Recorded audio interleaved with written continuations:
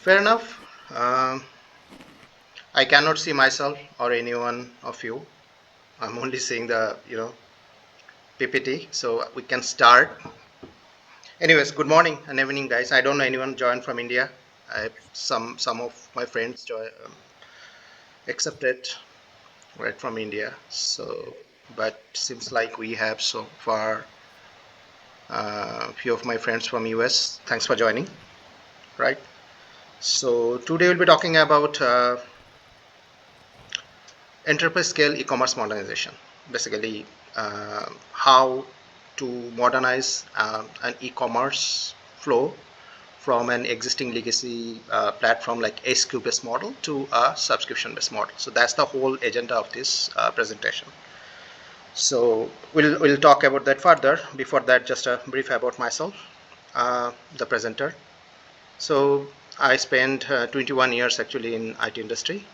Started my career as a developer, and now I've been doing the role of a program manager since last 10, 11 years. So last 4 or 5 years, I've been majorly focusing on modernization, modernizing everything, even on my own sleep. As a program manager, I'm still surviving. Uh, I live in cloud like sometime around 2014-15 when cloud was flourishing in IT industry. Right, I started my programs particularly actually more getting involved into clouds and all. Right, so since then, like 10 years I've been attached to cloud. I have three AWS certification on clouds, Azure certifications. Look, pretty much attached to cloud and technical part.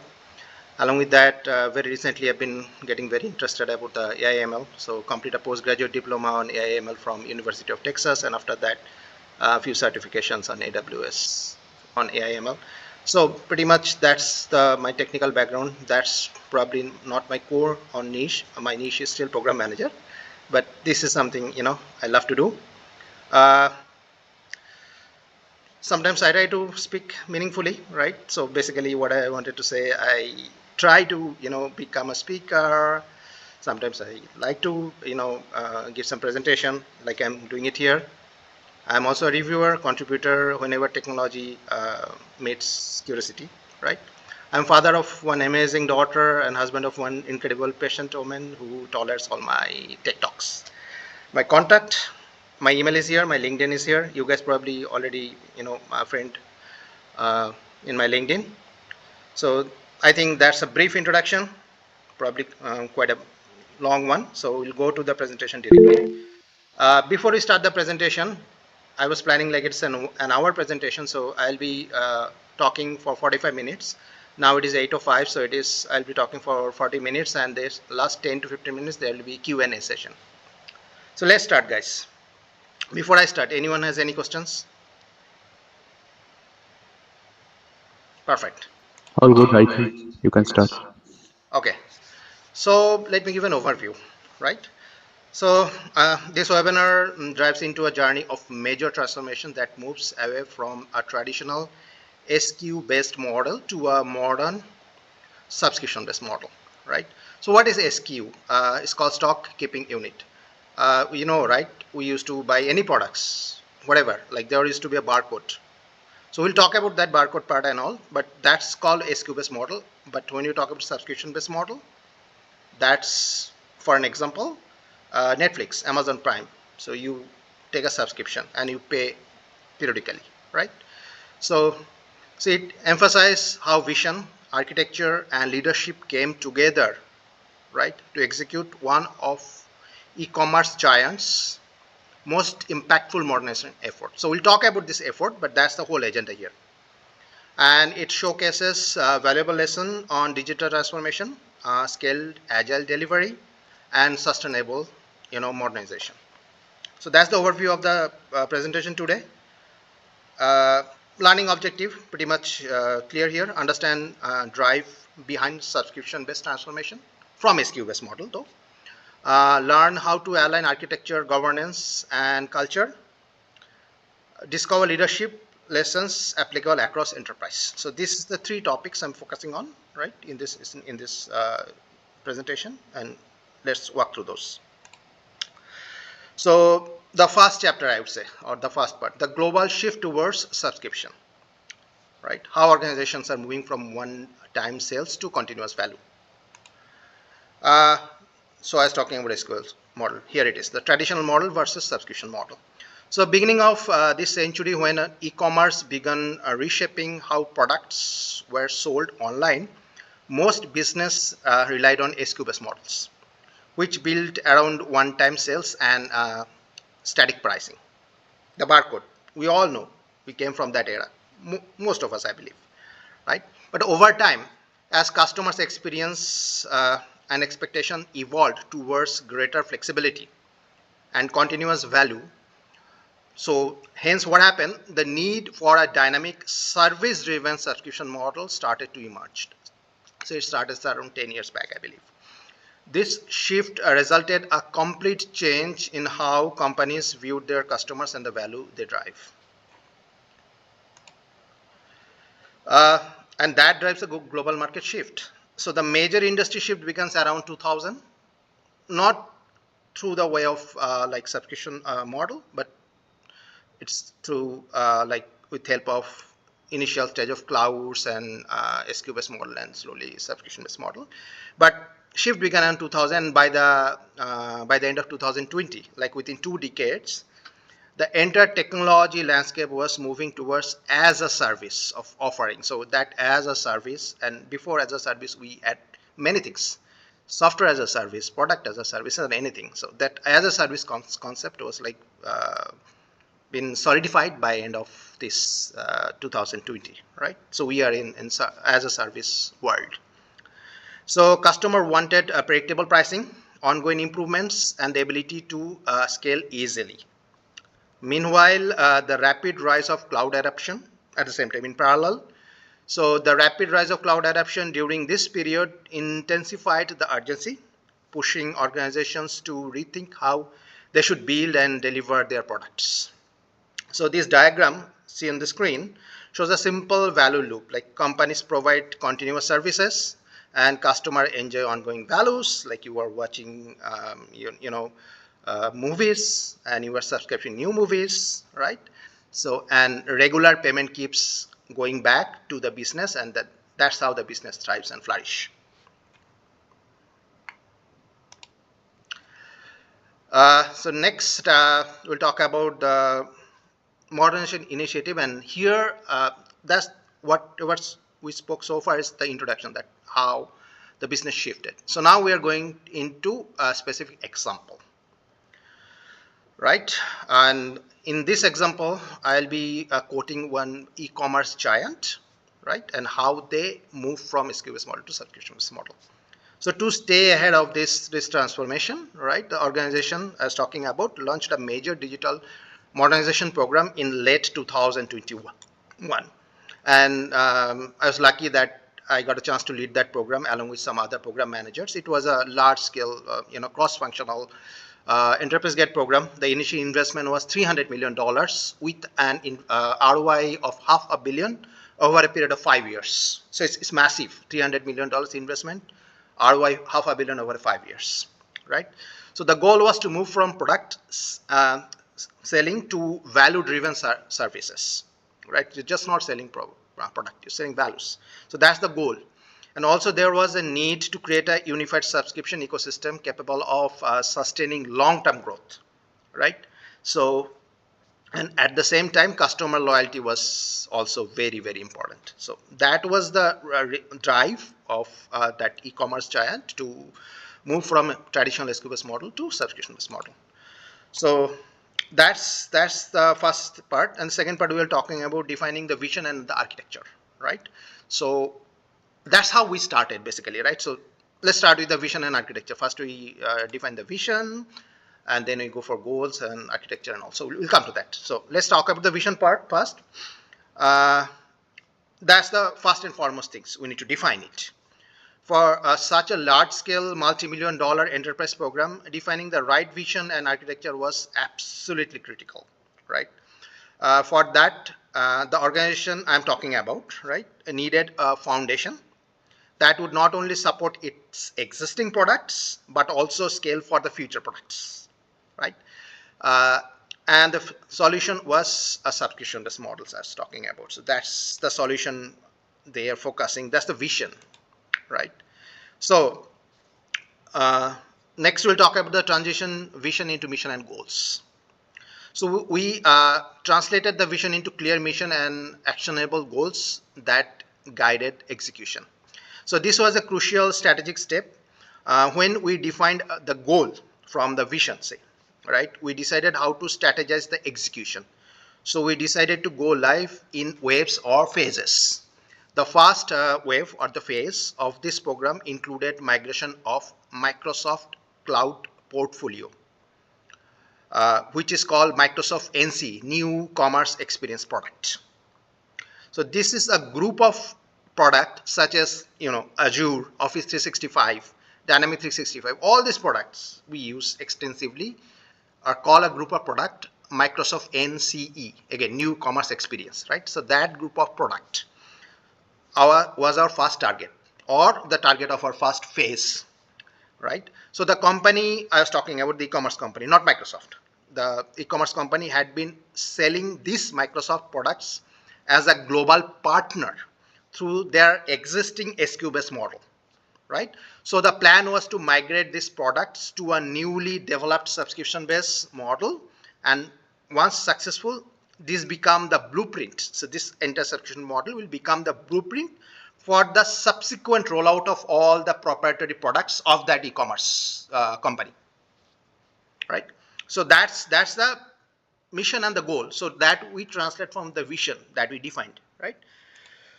Okay, so let's move forward. Okay, so next thing is cross-functional collaboration. Let me see. Did I miss any slide? No. Fair enough. Okay, so an enterprise-grade program was far more just an engineering challenge.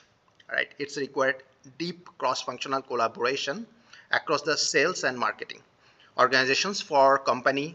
That company had sales and marketing, right? And then collaboration also happens with Microsoft product owners because we are selling Microsoft product, right? And we means that e-commerce company, right?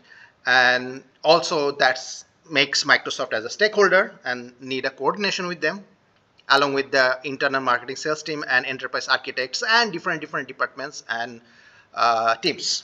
So as a matter of fact, for this program, we had 12 departments and 25 teams at a time, right? It's a massive. Well, so each group had their own goals and priorities, right? So collaboration and cross-functional collaboration was extremely important. And the real challenge was aligning everyone under one shared purpose.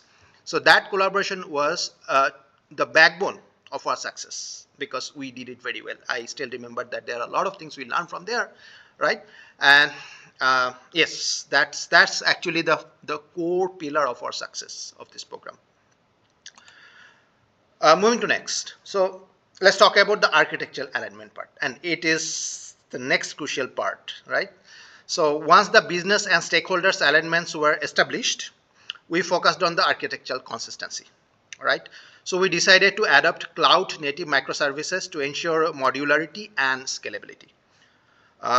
To guide our architectural decisions, we followed a set-based approach. I'll come to that. So we followed a set-based approach. This approach helped evaluating multiple design options before choosing the best one. So let's talk about what is set-based and point-based. You can see the screen, I believe, right? So as you see in the screen, a point-based approach is very rigid, but the set-based approach is more scalable and flexible to adapt if there is any change in requirements. So this helped us keep the architecture flexible and adaptable as business needs continued to evolve. So basically what happens if you following a set-based, that means you have multiple architecture at the very beginning. At some point of time, because of the economical needs, if there are change in requirement, it is easy to change the architecture because you are not very rigid, you are not point-based. So that is called set-based, right? So we make sure that our architectural design is set-based, not point-based. Moving to next. Engineering transformation. Finally, we began modernizing engineering operations. So you know this loop. the DevOps loop, right? So let's talk about it a little bit. So part of the challenge was to had a lot of legacy teams. So I was talking about 25 teams. There are a lot of legacy teams who were not even into cloud, right? And legacy teams supposed to transition to cloud, which was a significant overhead at that point of time, right? 2021, when we were designing or when defining the, how we will transform. So we had to build a unified CI/CD pipeline that concentrated 25 agile teams under a single delivery model, and fortunately we achieved it, right? It was a hard game, obviously, but we did it, and eventually this automation accelerated development and deployment, and also helped building a DevOps mindset, a culture, right? It is very important to adapt CI/CD. We have to develop a DevOps mindset or culture, and eventually it helped replace silos with genuine collaboration across engineering and operations. So that's the second part, and next we'll talk about the cross-function delivery at scale. So uh, and we achieved it with help of scaled agile execution. Like I hope you guys know, some of us actually heard about the scaled agile framework, or we call it SAFe, right? So if you don't know what a scaled agile framework or SAFe is, it is a structured approach that helps large organizations coordinate teams, streamline workflows, and deliver values continuously at scale in an agile fashion. Actually, it follows the agile principles, but it applies them at a large scale. So that's where the SAFe come into picture, scale agile framework. So it was been first introduced in 2017-16, right? And now we are running in scale SAFe, not scale, sorry, scaled agile framework or SAFe 6 model. So a lot of organizations adopted it. So let's talk about this, and that was the backbone of our execution for this large scale program, right? So, okay, so scaled agile model. To orchestrate delivery across the organizations, we followed the scaled agile framework or SAFe. While SAFe, we adopted a portfolio workflow model, right? So SAFe has multiple models.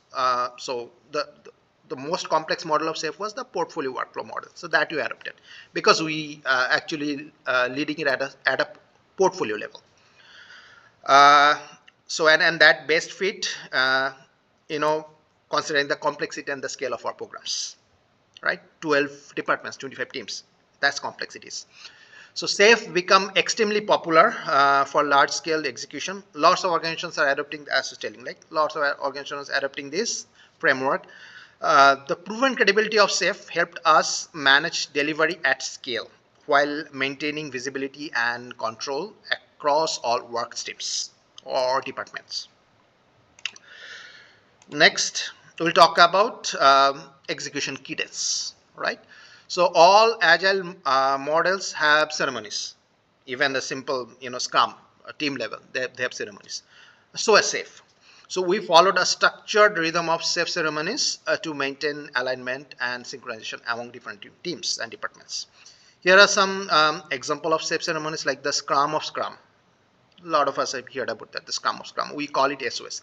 So the Scrum of Scrum for managing dependencies, it could be daily, it could be every alternative day, it could be weekly, depending on the program needs and the complexity. Another ceremony, the weekly program sync for cross-team coordination, right? Also, there is risk review session or risk management meeting for transparency, and etc. etc. There are multiple ceremonies, right? So we followed those rigorously. Excuse me. We also held quarterly planning event. So in SAFe, it is called program increment planning or PI planning, and it's probably a very common term, PI planning, program increment planning. So this event is to plan the quarterly execution, deliverables, and releases. We'll go to next, governance and predictability. So establish discipline delivery model is extremely important. Not just establish the most successful model, but a disciplined way, right? Particularly for large scale programs. So we all know that this disciplined practice helped us improve predictability across the program. So we were continuously tracking key performance indicator, or KPI we call, right? So we are continuously tracking those, and there are delivery matrices. We are tracking those also to measure progress, and that was provided clear visibility into outcomes. So they also reinforce trust and transparency between the engineers, business, and the leaderships across the board, and all the stakeholders as well. And over time, this consistency become the backbone of delivery confidence. Cultural cohesion.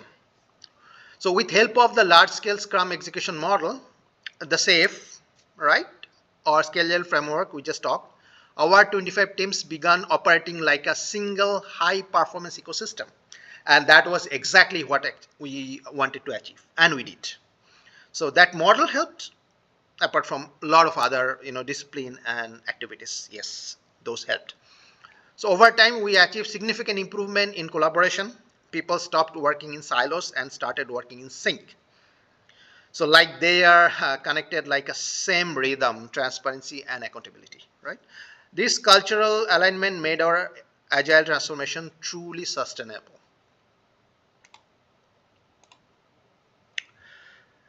So we talked about the execution, vision, goal, plan, the model that we use, the complexity and everything, but no program can be successful without challenge. So what critical challenges we overcome in this journey? Let's talk about those. Okay, the first thing was the architectural decision making. So our first challenge was to find the right design and tools.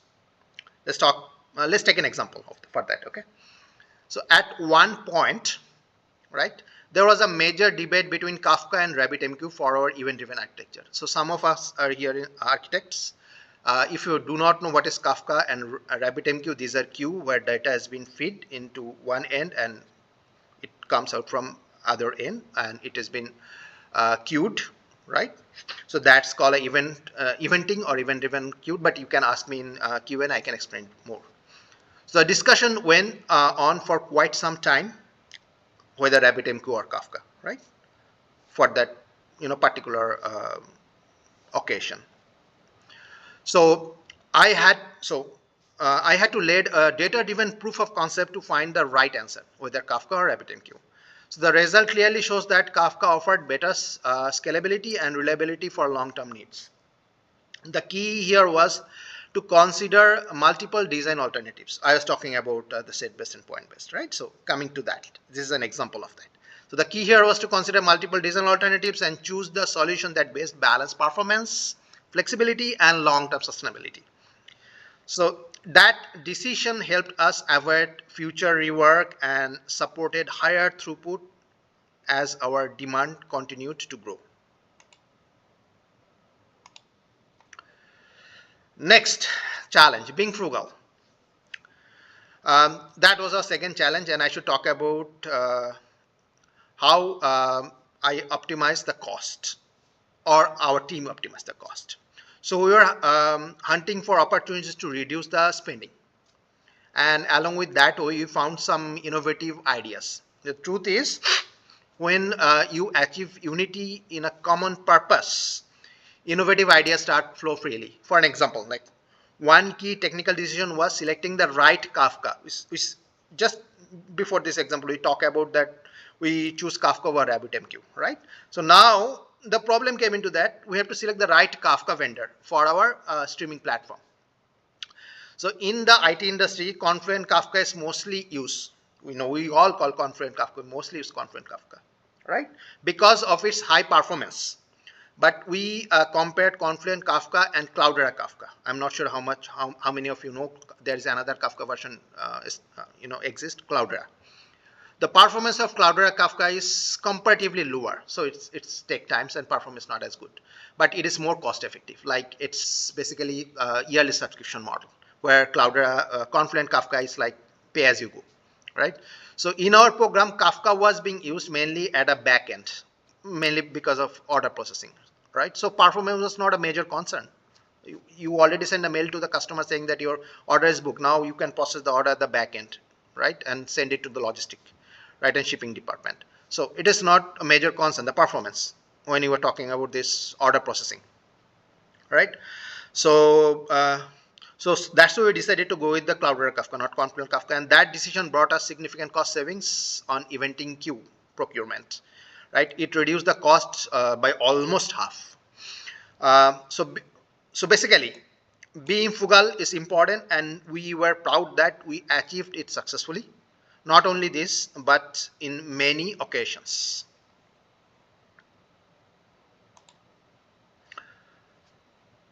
Okay, we should definitely talk about something which is very important: quality, right? So, and the most of the challenging phase came during pre-production testing, right? And this time, obviously, quality. And honestly, it is nearly took us to the failure. So when the business team started testing, I'm just giving an example. So when the business team started testing for the first time in pre-production, the defect rate spiked unexpectedly, right? So just before that, which I forget to tell, so we actually plan to roll out in multiple phases for that particular Microsoft NC product, right?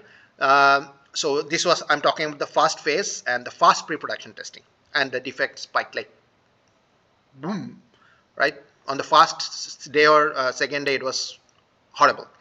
I quickly realized that continuing testing would only cause more delays. So I made a tough call to pause the testing.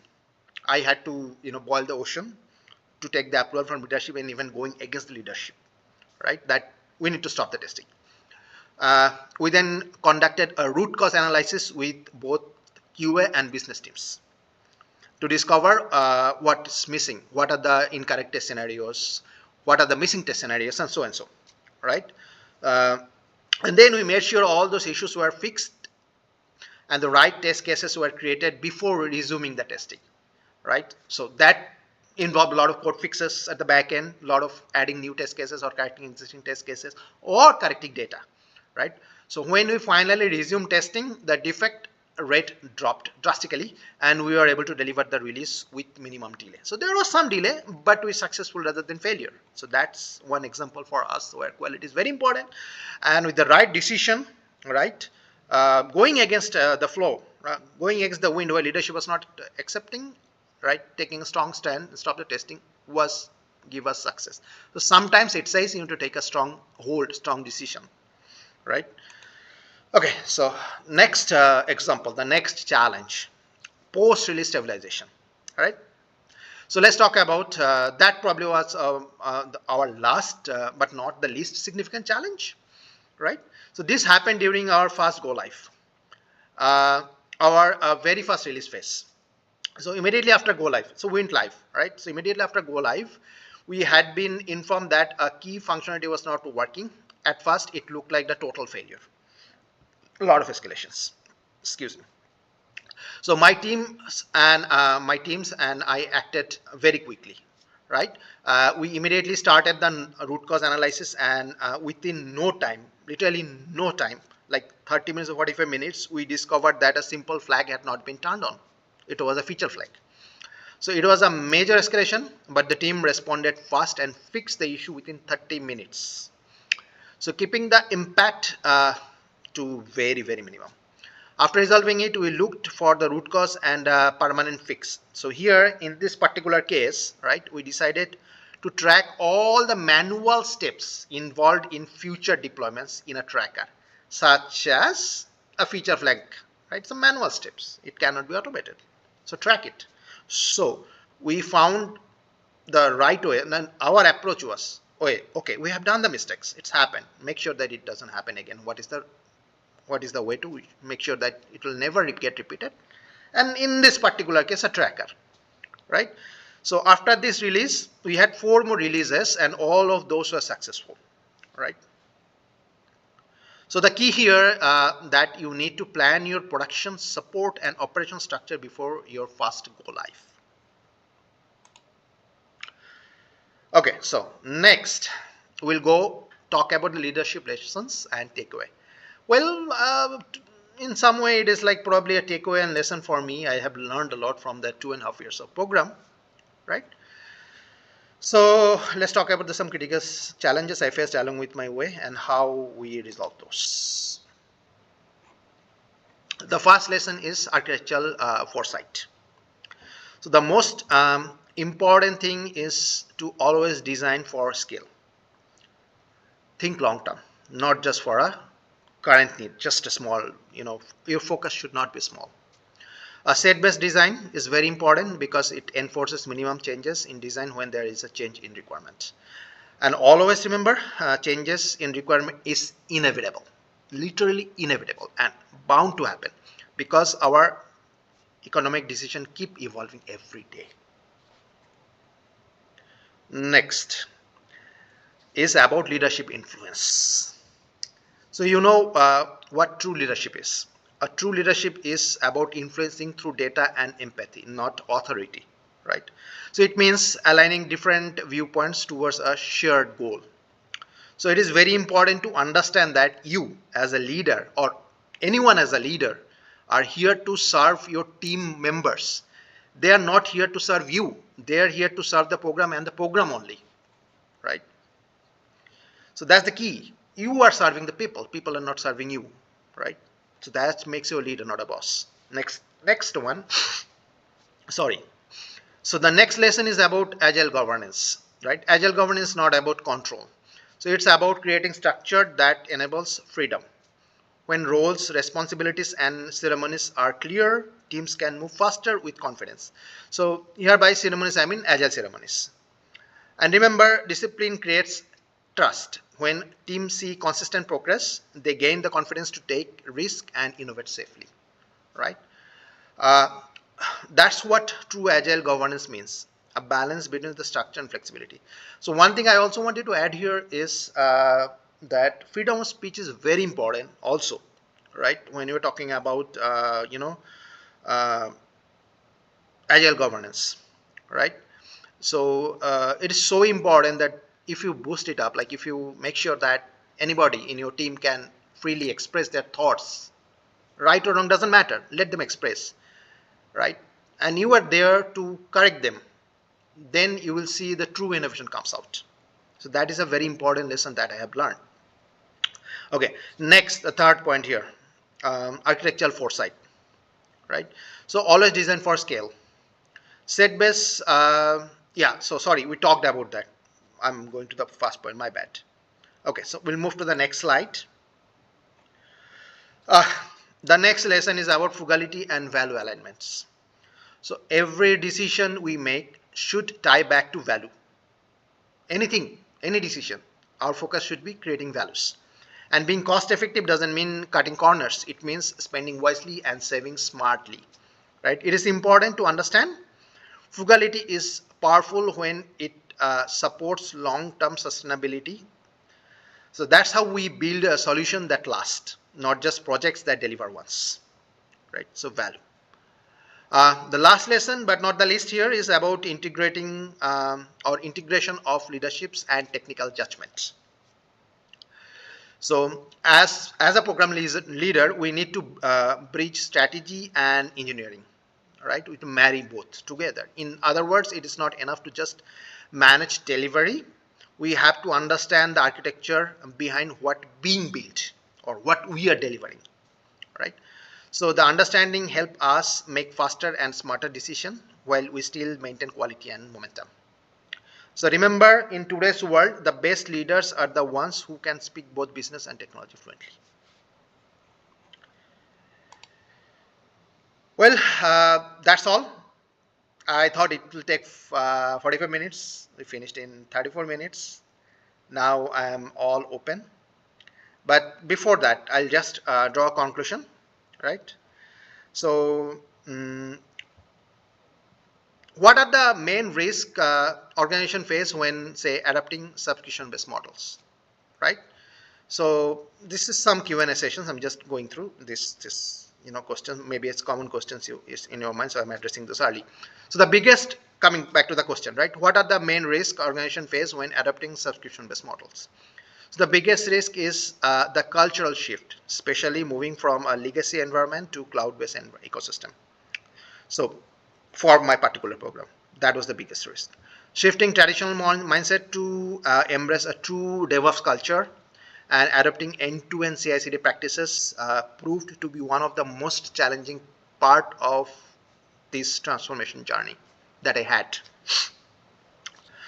Next thing was like, how do large agile program maintain alignment during the modernization execution, right? So teams maintain alignment through in that particular program, my program, that was 2.5 years. The teams maintain alignment through scaled agile framework cadence or safe cadence and principles, ensuring business and engineering remains synchronized beyond implementation. So regular ceremonies such as pair planning, system demos, inspection and adapt workshop or INA workshops, along with program level dashboards, help maintain transparency, track KPIs, and reinforce shared ownership across all agile teams, all 25 agile teams, right? Next question could be, which matrices best reflect transformation maturity and value realization? Okay, so transformation maturity is reflected through a mix of execution, quality, and business matrices. So for an example, execution, deployment frequency, lead time. For quality, mean time to recover, we call it MTTR. Also, mean time between failure, MTBF. SLA, service level agreement, when there are two, when there's a legal agreement between two vendors, right? Or SLO, service level objective, which is internal between two departments or two governance body within the same organization, right? So these are quality matrices. Business KPIs, right? Return of investment, ROI, revenue growth, customer retentions, right? So together, this measure was effectively useful, right? Modernizing for this modernization delivery and add values. I think I have two more questions to just quickly address arbitrarily, before you ask the real questions. Okay, so how can leaders balance cost efficiency with innovation? Right. So leaders should be frugal but not restrictive. Being frugal is not being restrictive. Use automation and reusable design to save cost while freeing time for innovation. You have to make a very fine balance between these two, right? So the key is making decision based on measurable value, not just budget limits. That comes later. Budget is important, but measurable value, right? What value you are adding, right? If it is not adding value, even spending minimum budget is also like not the right choice. And the last question that I think I can quickly add here in my conclusion Q&A session is, what leadership behavior most strongly influence long-term transformation success? It's clear vision, steady communication, and empathy. Again, and empathy during change make the biggest difference. Strong leader combine technical understanding with sound judgment to keep teams confident and aligned. So basically, you are leading by example. You have to be technically sound, and if you are not, try to understand the technology so that you can lead the team. When they will be looking towards you, right? A product, say a product manager looking towards you, even though he's not technical person, you have to lead that person that the way. You have to give a direction from product perspective. At the same time, an architect will be looking towards you, and you should be knowledgeable enough to give them architectural guidance, not the very technical part, but the guidance. So that's why you being a leader, just being a human leader, people leader is not important or not enough. It's important, obviously, but not enough. It is also, you have to be develop the technical understanding and the product understanding. So that's what makes you a strong leader. And thank you. And now my floor is open for any questions you guys have.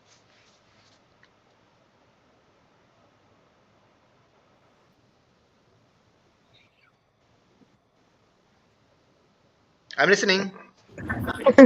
Hey, Joyjit. Thanks for this great presentation. I had a question. What if, I mean, there are business models where there are still SKUs are necessary and subscriptions are also necessary, right? There's a Right. hybrid product, right? For example, you sell an Apple Watch and then you get a subscription to the health or some services, right? How do you, so first of all, what are the challenges that you foresee in that kind of a model, and how to scale it, and what specific, um, like you mentioned safe, is there any specific agile model or agile or any other model, program management model, that you would recommend for such businesses? Okay. So if I understand correctly, your question is how to balance between the existing SKU-based model and the subscription-based model, right? Yes. Is it a hybrid is the best option, or only subscription? That's the first question. And the next question is, depending on the complexity and the scale of the program, which model fit best, like SAFe or any other agile framework. So let me address these two questions separately. The first thing is, when you're talking about whether you use a hybrid model, yes, lots of organizations still using hybrid model, but the goal here is to sell SKU-based model in subscription form. So what the concept here is, even though it is SKU one-time purchase, right, one-time sale, it could be one-time subscription. The same model can support this. Your subscription is, there is no repeat business. It would be a one-time subscription and that's it, and in the same model can support this. So you have to, what we did when we were designing the whole architecture and the ecosystem, so we made sure that first we are onboarding a product like Microsoft NC product. It is subscription based and it's go month after month, year after year subscription. It was easy. But later when we are actually migrating other products, say for an example, for that e-commerce, maybe selling a laptop, right? So that's a one-time sale. So we design in such a way that that whole model support that one-time sale as a one-time subscription. So that's how we migrate. So it is possible, and a lot of companies are doing that, right? But uh, honestly speaking, most of the companies e-commerce are actually keeping both the models, right, and slowly migrating, because it is not necessary at this very moment. Some of this one-time model staying in SKU base is fine. That's not impacting the business, but it's actually more operation cost. To reduce operation cost, slow migration to that one unified subscription model where it supports one-time sell or one-time subscription is the right approach. That's probably the first question, right? Second question, the model. So now it could be an e-commerce giant, right? I was giving an example like 25 teams and 12 departments. On contradictory, there could be a small e-commerce team, like a small business, right? They might have 2, 3, 4 teams. Do you need safe? No. So Agile is all about what is flexible. There are simple team at team level, like when the Scrum starts, it's only Scrum, right? It could be even say sometimes it happens that your requirement is not clear for the entire PI or entire quarter. So do you use Scrum? No, you can use Kanban, right? Where there is no specific sprint timeline. It's inflow and outflow, right? So you can use Kanban if your requirement is not clear. If it is not a large scale, do not use safe, right? If it is moderate scale, like not too large, not too small, you can use large scale Scrum, right? LESS, less, right? Yeah, large scale sorry, I forget the spelling, but it's called less, large scale Scrum. So there are multiple models. What is based depending on the necessity, complexity, and the size of or the scale of your program drives you to define the right model. So did I address your question rightly? Yeah, yeah, thanks. Yeah, yeah. I mean, I think the takeaway is that probably the business model is not dictating the program management. Rather, it's the scale of the business operations, right? So, Exactly. Right. Thanks for yeah. the question, Shatrughan. Yeah. So one last question: why subscription-based models are so popular nowadays? So basically, subscription based model add two things, very important. And there are a lot of other things, but the two things I'll definitely talk about. So the first thing is that repeat business, right? So you are not doing one-time subscription, if you, I mean, some things are obvious, like if you are going for a Netflix subscription, you have to, go for repeat business. These are obvious subscription, right? There are some shady gray areas where products can be sold as a one-time or could be subscription, right? So when you convert that product as a subscription, for an example, let me give you an example. You bought a laptop, it's one time, but along with the laptop, you are selling some software, some services, some support services, which could be renewed yearly, monthly, every after 3 years, right? So that's a subscription you attach to that one-time sale, right? So that adds value. How that add values? That generate revenue. That's what the first thing for your organization. It will generate more revenue, right? So you're not selling that services when they need it, right? Plus, next thing is that customer satisfaction, right? So they don't need to come again and again. When they need it, they can just use it. Definitely, a cost part is aligned to that. Customer might think, hey, why should we go for a subscription and pay more? It is not like that. It is not pay more, right? For an example, AAA membership, right? So what they do, you have a yearly subscription and you can continue renew it until you stop it. That's a subscription based model, right? So what happens when you get into something or you need a roadside assistance, right? You just call them and the first 2 or 3 services would be free.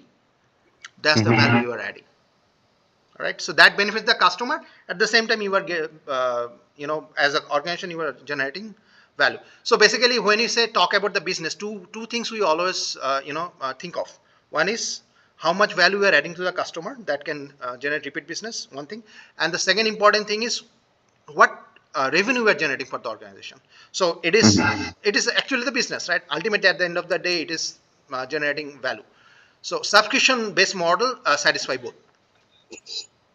Okay. Yeah. Thank you. Thank you, Joydeep. Uh, Anyone? I see some of us. Thanks, Tian, Shailaja, Lydia, and Naresh to join. Any other questions? Nice Perfect. presentation. Right?